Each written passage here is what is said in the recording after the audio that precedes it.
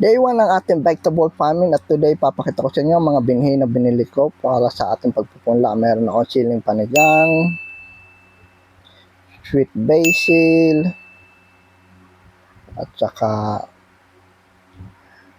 upland kangkong, yan, bell pepper, meron tayong eggplant, meron din tayong saluyot. So, ito yung mga binhi na ating gagamitin ngayong araw sa pagpupunla. Let's go! So, makikita nyo dito sa video, meron ako ditong palanggana. Ayan, binutas ko sa gamit yung soldering iron. So, ayan, nilagyan ko na sa mga butas. Ayan, isa, dalawa, tatlo. Ayan, meron tayong 6 na palanggana. Kailangan din natin ng garden soil. Ayan, binili ko na lang to kasi walang lupa dito sa subdivision. So, maglalagay na tayo dito sa ating mga seedling tray na may butas. Lalagyan lang natin siya ng garden soil. Patagin natin ng onti. Ayan, sige. Tapos durug-durugin din natin yung medyo mga matitigas na mga lupa at alisin natin yung malalaking mga bato at saka mga dahon. So, ayan, tuloy-tuloy lang tayo sa paglalagay ng lupa hanggang sa mapuno natin lahat ng palanggana.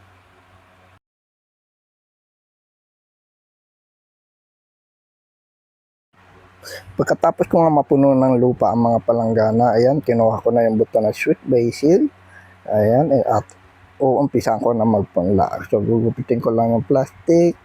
Magukay tayo ng mga 1 cm na lalim sa lupa. Tapos, i-sprinkle na natin ng mga buto nito at tatakloban natin. Yan, sige, takloban lang natin. Tapos nilagay ko na rin yung packaging para mayroong label kung ano yung tinanong ko.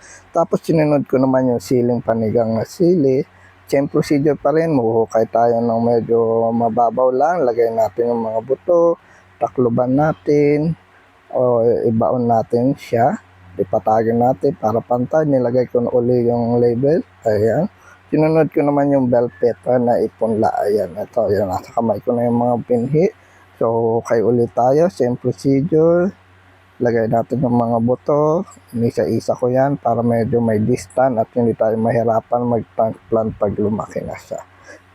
Tapos, tatakloban natin siya ng lupa.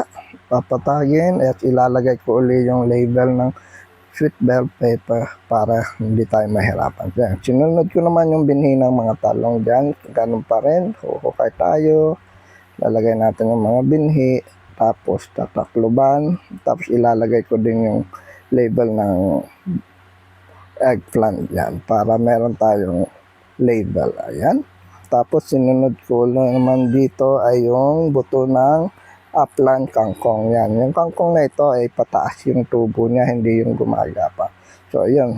Kaya ko, nilagay ko uli yung mga buto, isa-isa, ganyan. So, dahil madami yung butong ito, so, naglagay din ako sa paikot. Pinaklubang ko siya, tapos marami pa. So, ang ginawa ko, nilagay ko dito sa paikot ng balde para maubos ko yung buto. Ayan. Siyempre rin, tatakloban natin, tapos ilalagay natin yung label. Yan. Sinunod ko naman yung mga buto ng saluyot. Ayan.